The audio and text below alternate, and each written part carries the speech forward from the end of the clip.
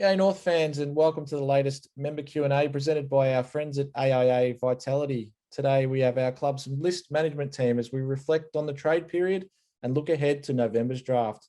Please welcome Brady Rawlings, Scott Clayton, Glenn Luff and Mark Finnegan. Guys, we'll start with Brady. Braids, we've got Dan McPherson coming in as GM of Footy Performance, coming in to help out the footy department. So what will your role look like next season? Are you going to be involved mainly in the recruiting side, or does it look a little bit different?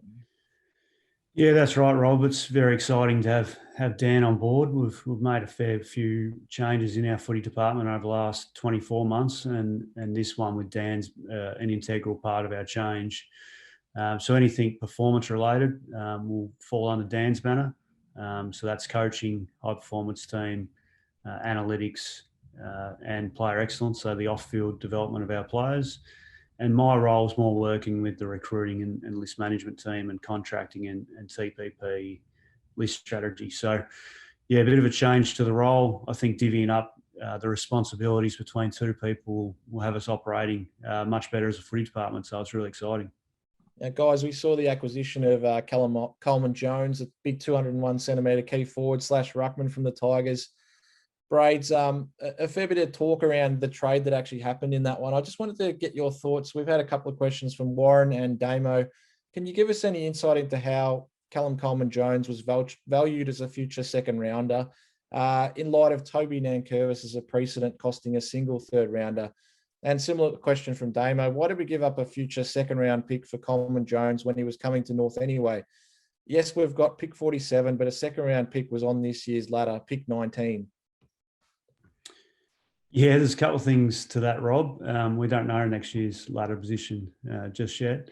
And also, the future two was a part of the deal. It wasn't, purely the only currency involved in it. We did get a pick back in that third round, which is going to really help us with our draft hand this year. We're really keen to get 4 picks inside around 40 odd in the draft order, which will eventuate once the Collingwood and Bulldogs picks will fly off the table once they match a Darcy and Dacos bit. I know it probably gets a bit confusing there, but in terms of the question around the preseason draft, there's also a bit to that as well. It sounds quite simple as to, you can walk someone to the preseason draft. It doesn't quite work that way. We were looking to attract Callum Coleman Jones as a player to our club, who his club was really keen to retain him. Obviously, had a contract on the table for him, and he was being courted very heavily by the Gold Coast Suns, and had a terrific offer in front of him there. He elected to come to us. So that was the first piece of the puzzle to get him to choose us as his destination. And once you get a player to that point, you work closely with the manager to get a trade done. If we were to get him over the line and say, we're going to walk you the preseason draft, then the player, he doesn't want that to occur to his original club, and the manager probably doesn't want that to occur either. So there's a lot to work through around that side of the trade as well. It's not as simple as just what the currency is, or, you can walk them to a preseason draft. If we took that stance, then I don't think Callum probably would have chose us as a footy club. So, we work through. It's probably in between a third and second round pick. So our future two involved, and we get something back, which makes it, in between that second and third round pick value. And we know Callum was really keen to reward the faith from Richmond as well. Obviously, he went through some personal issues over the last couple of years, and he was keen to ensure that the Tigers got a really fair deal as well. He didn't want to go to the preseason draft, right, Braids? That's correct, Rob. Yeah, it's, when you're at a club, you've got so many good relationships. Callum wanted to leave for opportunity, and he saw us as a place to come where he could, obviously valued what we were bringing to the table in terms of, the coaching side of things, a lot of it around opportunity. So that was, he wasn't leaving because there was any bad will at his club. So just like any of our players, if they were out of contract and they decided to leave, would be expecting fair compensation for them, no matter what position their club was on the ladder. So that's how it all works. The player, the manager's really keen to make sure that the club they leave gets compensated for the time they've put into that player and where they took him. They took him pick 20 in the draft, and obviously that's a very high pick and amount of work that they put into him. And clearly when they lost Chol as well, they weren't keen to lose Callum. So fair bit goes into it, Rob, and we're happy with the trade that has occurred, and we're looking forward to him playing for us for the next 10 to 12 years. And Luffy, where do you see him fitting in? He really looks like a guy that could potentially be the player that eventually replaces Goldie. I mean, Goldie probably wants to go until he's 40, but at this stage, Callum Coleman-Jones is potentially waiting in the wings to take that ruck role, but also be really able to move forward as well. Yeah, the appealing thing of Callum was his ability to play forward. We've seen that, and that's probably where the Tigers played him for the majority of the time when he was there for the last 4 years. We did dig deep into his ruck stuff when he was a junior, and that was impressive. And there was a few hints of it late in the season when the Tigers had a few injuries, and we liked what we saw. It's interesting assessing the rucks across the competition. They're all different, and they've all got different strengths and weaknesses. And the thing that stood out with Callum was his ability to take a contested mark and be really competitive in the air. And that's down the line in the forward 50 as well. And the other thing that really impressed us was we probably describe it as an inside-outside ruckman, where his ability to get out and get some uncontested footy and be a link in the chain was really appealing as well. And we just felt that from a long-term prospect point of view, to have him and Tristan, here for the next 10 years as a ruck combination was really appealing.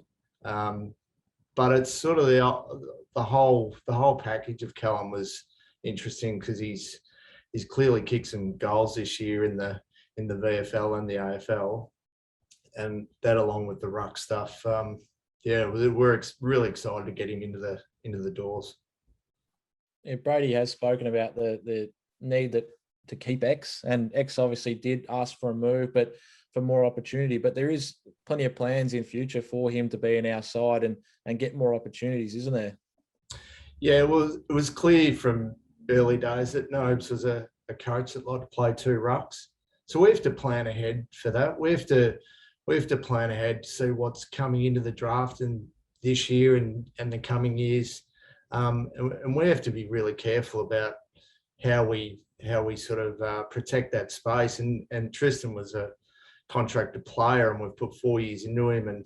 And so, we didn't want to let Tristan go for nothing. And we clearly see the two as our long-term rucks. Now, obviously, as part of that deal, we lost Robbie Tarrant, who's a Sid Barkle medalist and has obviously been an amazing defender for the club over the past 6 or 7 years. Had a couple of questions around Robbie Braids. Just wondering why Robbie Tarrant wasn't offered a 2-year deal earlier if you wanted to keep him. And that question comes from Paul Brook. Yeah, that's a good question from Paul. Clearly when we're looking at contracting our players, the age comes into it. And at the start of the year, Robbie was also out with an abductor for a period of time, and then obviously had his surgery at the start of the year as well. So it wasn't until the second half of the year he got back to playing football, and probably took him a month to warm up and get into it too. And then that's when we started talking more about the future with Robbie. We've seen plenty of players come through on 1-year contracts in the twilight stages of their career. I think Boomer might have had 7 of them. So, that's what happens when you get to that age. You take it year by year. And once we got to the pointy end of discussions, then we did extend it out to 2 for an offer for Robbie. He made a decision to look elsewhere, and that's obviously his decision to make. He was an unrestricted free agent, and that's his prerogative. And all I can say is that he's been an absolute massive player for our club. He's been a leader. He's been a best and fairest winner. He's very stiff not to be an All-Australian player in his time at North Melbourne. And yeah, we wish him all the best. And who knows, he might have 3 years left in him. We're not too sure. But yeah, hopefully he can have a good transition across to Richmond and play some good footy there. And a follow-up to that from John Mayer, we'll give this one to Luffy. With the departure of Robbie, the backline looks a little bit thin at the possibility of injuries. Do we have a ready-made backup, or will we target someone in the draft? Yeah, it's an interesting question, Robert. I think your initial reaction to losing someone like Robbie is, oh, we better replace him. And obviously there's a lot of players in the DFA space around that 28 and older. But once we sat down and assessed it, we felt it was an opportunity to develop someone else a bit younger in that space. Now, whether that's through the draft or, we've had Matty McGuinness on our list for a couple of years, who we drafted as a key defender, and I think he's shot up to around the 197 centimetre mark. So we think he's got real potential as a key defender who can really run and carry the footy. Obviously, Ben McKay's had an outstanding couple of years and showed a huge improvement. Josh Walker's been great for us since arriving. And Aidan Corr's like a new recruit for us. He played the 2 games, but 12 months ago, he arrived as a free agent. Absolute animal competitor. He can play tall, he can play small. Well, I think it's important that your back line is pretty flexible now. I just don't think you can go too tall or too small. You need those guys that can play on all types. And Aidan Bonner's played tall as well, even Lockie Young. So there are options down there. So our thinking, after the initial decision from Robbie was, let's not panic. And just bring someone in to fill a hole. We're in a position where we can develop someone into that position, whether it's through the draft or Matty McGuinness. So that's our approach. AIA Vitality is a great way to get to know your health better.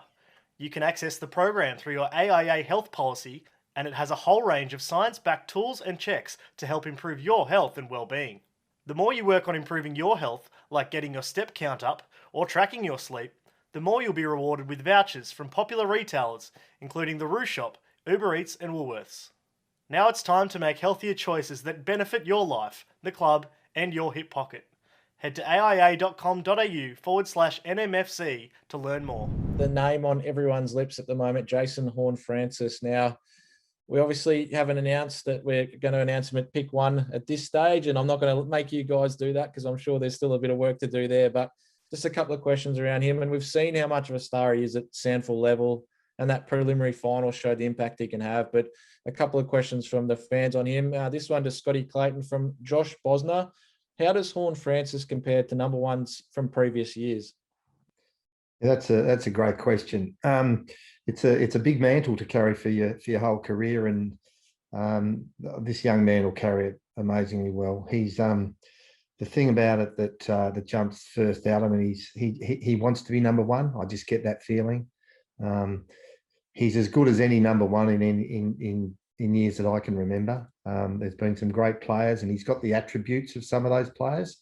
I don't necessarily want to compare him to a player, but he has the attributes of Voss and Dangerfield with that power, that speed enduro combination that seems to the great players have. Dusty Martin being another one.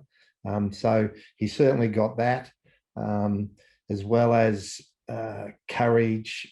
He's forthright. He's very determined. He's assertive. He's got everything. We meticulously rate and mark sort of characteristics and playing position specifically, and he's just a really exciting talent. I think the thing that stands out more than all of that, though, he's a great teammate. That appeals to us more than anything. Everywhere you go, who do you respect as a teammate? It's him. And the other thing that just keeps coming through loud and clear is how loyal he is. And he's really looking forward to stamping himself as a professional athlete. It's a very exciting prospect. those traits of loyalty and courage really fit in with the North Melbourne brand, the Shinboner brand, and probably ties into our next question, Scotty. From Paul Thompson, what do you think of the qualities the club can offer to a potential #1 draft pick coming from interstate? So what's so special about North Melbourne for a player coming in? I'm probably best placed on this panel to answer that because I'm relatively new, end of 2 years. When I turned up at Arden Street, the facilities blew me away. I just didn't realise how good they are and how well presented and how well kept, and just how people behave inside that facility. And nothing's left lying around. We want for nothing. I've seen that in a video that we do, and it's exactly right. That was one thing that really stood out. And the other thing that stood out was, clearly everyone outside of our footy club had heard of Shinboner, but no one really sort of smelt it or know it. And that's the other thing that jumped out. I mean, it's real. You get there and the Shinboner spirit and the way people behave is just there. As I said, you can nearly see it. You can certainly feel it. So the facility being great, the Shinboner spirit and behaviour of the place, which is so respectful. It's a mighty footy club. So proud to be part of it. So anyone that turns up will get that, and have an amazing time. And on top of all that, the incredible development that's going on around us. I mean, we're in a city. A lot of professional sporting teams across the world have to sort of move many kilometres out. And there's a few of us left, and we're right. We're a couple of K from the city. It's a great setting for a professional venue. You've sold it pretty well there, I reckon, Scotty. Well done, mate. So we'll loop in our national recruiting manager, Mark Finnegan, now. So, Mark, we've got a question from Alexander Romero. What do you think Jason Horne-Francis would bring to the team if he was selected with pick 1? What are his pure qualities? Well, Jason's a very talented and versatile player who's tough, competitive, his team-first mindset. He's got the thirst to compete and the ability to really influence games and change games. And he's done that at both his age group level and at league level in the SANFL for 2 years now. A real strong point for him is his ability to play multiple roles. And South Adelaide have done a fantastic job this year in playing him in different roles to develop him, whether it be inside, mid, forward, even coming off half back for a few weeks. So, a really talented kid who's got the makeup to be an exceptional player with the drive and the determination and character to get there. We'll move on now to some more draft questions, and everyone's really looking forward to the draft next month. And at this stage, we've got picks 1, of course, and 20, 42, 47, 72, and 77. Now, guys, we had a pretty key focus on the midfield group last year with Will Phillips and Tommy Powell and Charlie Lazaro, but a few questions leading into 2021 from our fans. So Tina Cooley asks, Luffy, a lot of the elite sides in the competition have elite intercept marking defenders. Is this an area of focus for us in the upcoming draft? Well, part of our plan, we've got a lot of focuses, and you clearly need a balanced list in the short term and the long term.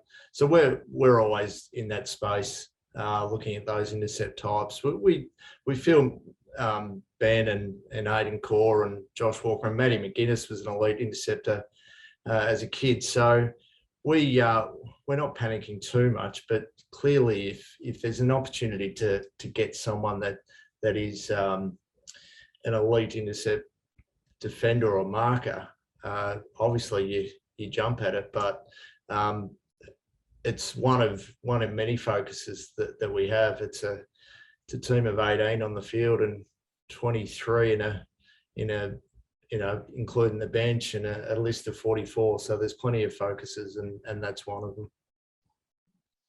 I might throw this one around Luffy and Finn and Scotty Clayton. Obviously, all the hype around pick 1, but pick 20 is obviously a really amazing and a handy pick to have as well. So we've had a few questions here. Neil Smith, our 2020 draft strategy was clearly centre first. Are we going to pursue the best available talent with each pick, or target specific players? Timothy Fong and Michael Pearson, Joe Humanecki, thanks so much for your questions. Pretty similar around whether we'll be targeting midfielders and what sort of players we'll be looking to bring into the club at this draft. I think clearly we've had a big focus over the last 5 years in the midfield space, and we feel that from a youth point of view, the midfield's really strong. The beauty about this draft, and we won't get into specifics of what we're actually targeting, but we've got a clear plan of what we want to do long term.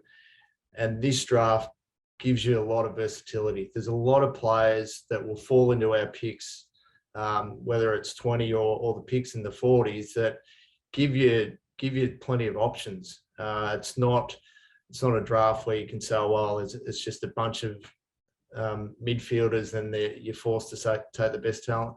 It's going to be versatile. It's going to be an open draft. And from our point of view, with where we're at with our list, it's exciting to think that we can really look at some targeted sort of positions with those picks.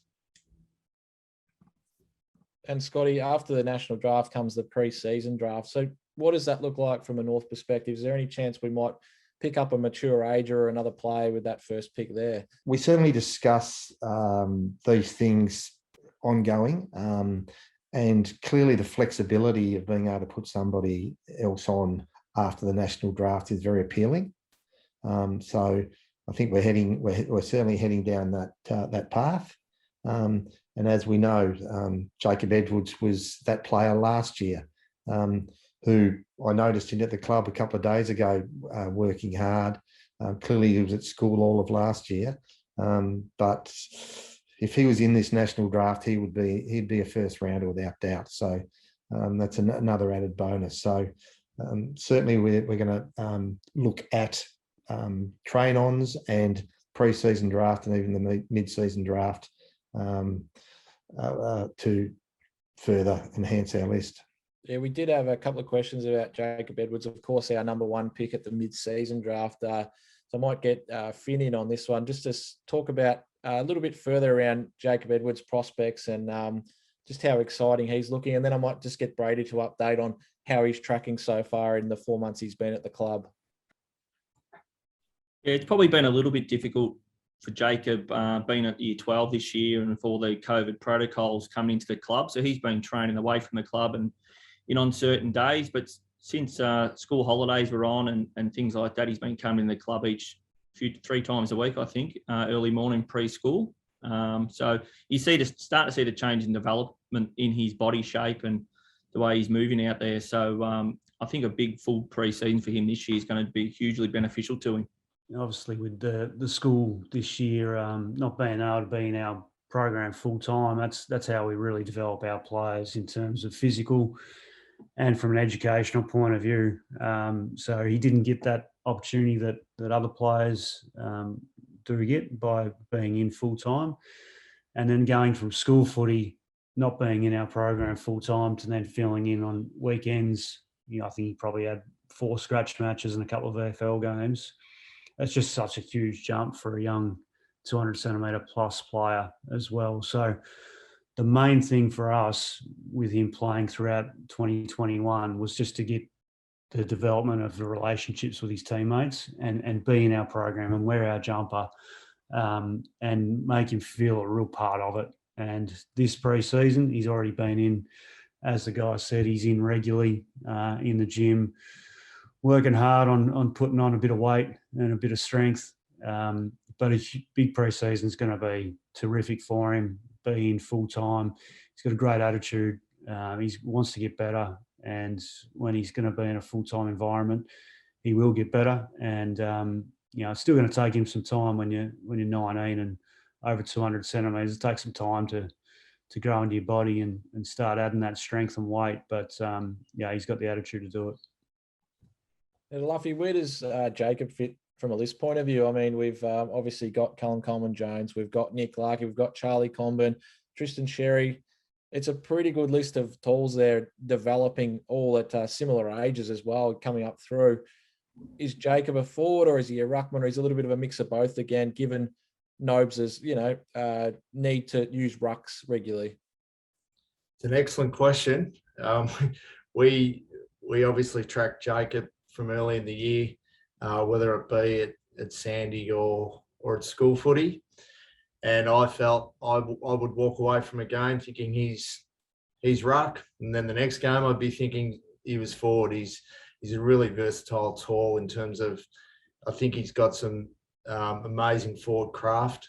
His ability to take a pack mark or take a mark on the lead is elite, and if he can get that separation, he's going to be really hard to spoil on the lead. And then there's a day I went out to Marsland and we saw him dominate the ruck in the second half, and he just put it down the throats of his midfielders. So I think we've got a bit of time to work that out. But it's amazing to have that flexibility for a player of his size and athleticism and that skill set. It's exciting for us to think that he could be potentially a forward ruck or a ruck forward.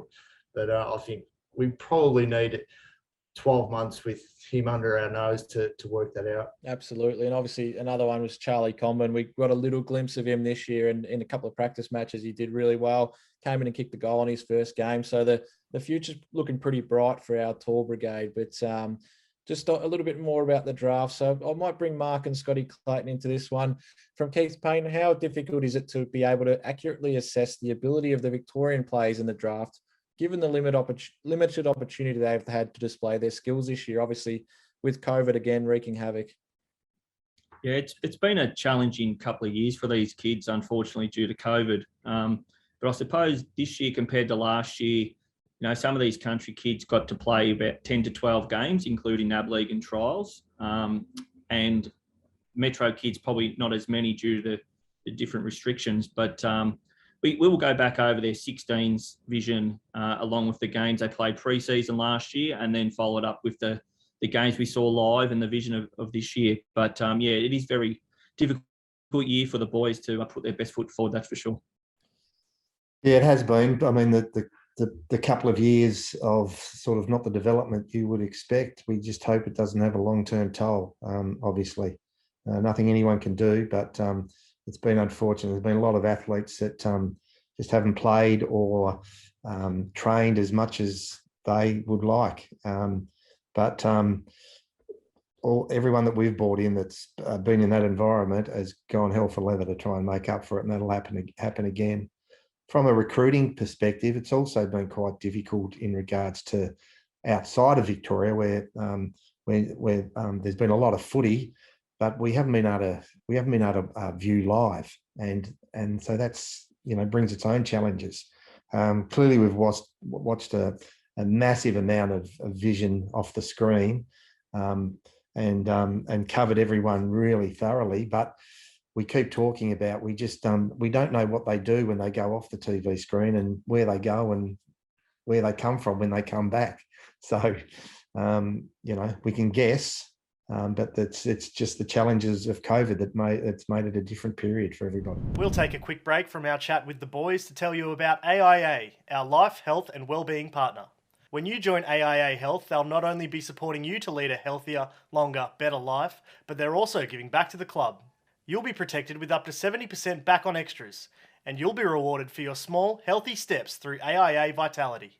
Find out more at aia.com.au/NMFC. Obviously, things have looked a little bit different over the last couple of years, as you're saying, with COVID. But Finn, how does a recruiting team usually look? How does the whole network work, and how many people are out there scouting and watching games, looking for new talent for North Melbourne across a year? Yeah, we have guys all over the country, particularly in South Australia and WA. And those guys have been beneficial to us, especially this year that we couldn't get across there, watching the boys play live, reporting back to us anything we want to get that we can't see on the vision. And then we have our team in Melbourne as well. But generally, when we are able to fly, we sort of cover the whole country, flying in and out week to week. Thanks, Mark. And probably following what Scotty was saying about the inability to be able to travel interstate and watch players at the moment. But from Grant Robertson, I might ask you this one of you, Scotty. How much emphasis do you place on players who have played in an open age competition when comparing them to recruits who come straight from school? And I think Jason Horne-Francis is a pretty good example of that, having had quite a bit of exposure at Sandford level, compared to a guy coming straight out of a TAC Cup or that sort of competition, or potentially school like Jacob Edwards. Yeah, that's an excellent question, and that's stuff that we talk about all the time. Being a recruiter, I suppose the basis to that answer is we understand that when you draft players at 18, it's probably easier if you've seen them at open age. Absolutely, you can see how bold they are and whether they're assertive enough and how they compete against open age for sure. I suppose the real answer is that we understand we're in the futures market. And one of the things that we have to evaluate with great accuracy really is future development potential. And so we continually talk about that. If we give this person a great environment and development in this area, what attributes do they have? And what's their future development potential? So they're conversations that we have sort of most days. Braids, and I know we've had some pretty attractive offers for pick 1 already, but Greg Hunter just asked, are North happy with the picks we have, or will be looking to do any more trades in the lead up to the draft of picks? Yeah, Rob, obviously there was a couple that were sniffing around pick 1 during the trade period, and the rules currently allow you to trade picks all the way up until the draft and then on draft night. So there's obviously great flexibility with the draft picks in a trading sense. The future picks, you can trade 1 year into the future. If you could trade further into the future, obviously there's more currency there to provide other clubs. But at the moment, I would have thought it'd be pretty hard for someone to get their hands on the pick 1. We've got a massive value on it. Obviously, we can attribute it to a player rather than just a number, and then that makes that all the more attractive. So, but in terms of our other picks, we'll always be looking to see if we can improve our position. Looking if the draft order does change, we're always looking to see how that could affect us or how we can jump in on certain deals to enhance our position. Having said that, if nothing eventuates, then we sit there nice and pretty in the 40s. And as I said before, with the Collingwood and Bulldogs picks all before us, once the Darcy and Dacos bids are matched, all those picks go off the table and our picks fly up the order. So we'll get our hands on a couple of good players there, we believe. And at pick 20, you could be getting someone inside your 12 to 15 rated on your draft list. Who knows? It might be a 19th or 20th player, but the way the boys have been working on the draft this year, that top 20 odd group's a really strong group, and we're going to get a very good player there in our second pick. Thanks, Braids, and we'll stick with you, mate. Just one on David Noble, and obviously a really fantastic first year for Nobes. He's highly rated. He's come in and he's talked about the process, and we saw that in the second half of the year. Just the way the boys are able to just pick it up, and that young group just coming through looks so exciting. But Aaron Smith is just interested to know, how much input does Nobes have at this time of year during the draft and trade period, or does he just sort of let you guys do your thing and step back a little bit? Yeah, first of all, he's been a terrific acquisition for our club as a senior coach. Saw the transition of our group from the first half of the year to the second half of the year was terrific. And for all us on the screen, to be able to see the players that we've brought in over recent years and start to see them in a program, and once we start to play some exciting footy, they're traits that can come out and be seen at AFL level has been terrific to see. So Nose has been terrific in that regard. From a draft point of view, obviously last year he came in reasonably late and had a fair bit on his plate as he's preparing for pre-season. So involvement level, wasn't at a great level last year in terms of draft. This year, pretty similar from a draft point of view. He's obviously sits on list management committee. He's a very active member of list management committee. That involves when we contract players, list needs. We're all in it together, and he's a part of that. When it comes to draft, obviously he doesn't see the players throughout the year like our recruiters do.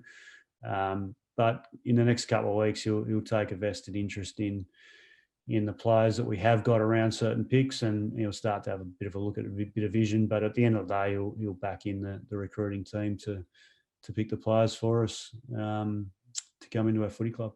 Guys, one of the common questions has been whether we'll look to the preseason or rookie drafts to bring in some potential mature age talent or uncontracted and delisted players. So there's still some uncontracted guys like Jared Brand or Jay Rantel. Are there any plans to potentially bring in one of these recruits or free agents with one of our free list spots? Might ask Luffy this one. Yeah, as Scotty said before, it's important that we've got some flexibility around our last couple of spots. So, and it's probably a spot that would help us fill a short-term need potentially, and then and ideally a longer-term need. So you don't know what's going to be available. You sort of know the names that have been delisted at the moment, but there's the pre-season, there's the rookie draft, and then there's SSP, a mid-season draft. And I think with Jacob last year, no one could have anticipated that we'd be able to snag a 200+ centimetre forward ruck. So it's really important that we've got that flexibility in being able to bring in what you want to bring in, and what that is at the moment. We're still working through that process. And the other one was Dominic Eladi asked Tom Lynch. So I think we've confirmed that he's coming in as a development coach. Where does he stand in terms of, is he a potential to play on the VFL list, or is he in the AFL list, or is it just a development coaching role, Braids? Yeah, intention is to call him out at the rookie draft, and he'll be on our rookie list while he's still obviously physically able. He played in round 23 of the AFL season, so he's still able to contribute at AFL level. Our plan is long term, obviously, as a development coach. He's probably as best prepared as a development coach as I've seen come through from a player straight into coaching. He's put a terrific amount of work into that over the recent years, and he's really excited to get to our club. So his ability to be able to play at VFL level, clearly he's on standby at AFL level as well, but also the ability to put time into our young developing players from a coaching side of view we saw as really attractive. If I could add to that, Rob, just from a forward line point of view, it's probably our youngest line across the ground. So to have someone like Tom and his experience, and to have that coaching while playing, it's pretty valuable. And clearly, Nobes and Heath Uni know a lot about Tom and how much quality he'll bring to our young, exciting forwards. One for Braids. Will Jayden Stevenson be ready for pre-season? If not, how many games do you think he'll miss?